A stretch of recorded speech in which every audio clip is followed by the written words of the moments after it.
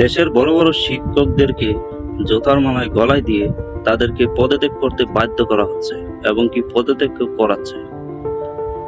যে জাতিকে শিক্ষিত বানানোর জন্য তারা এতটা বছর ধরে ভূমিকা পালন করছিল, তাদেরকে এরকম অপমানজনকভাবে পদত্যাগ করতে হবে, তারা তো কখনো কল্পনাই করেনি।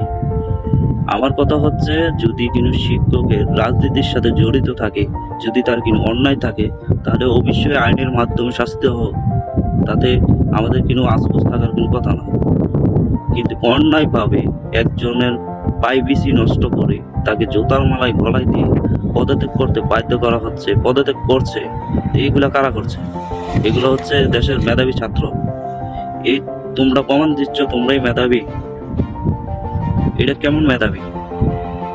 এটা হচ্ছে দেশবাসীর কাছে আমার প্রশ্ন, এগুলা কারা করাচ্ছে বা কে করছে, কার কথা করছে, এগুলা দেশের মানুষের একটু ভাবা উচিত বা একটু ভেবেচিন্তে বিচার করা উচিত আমি মনে করি।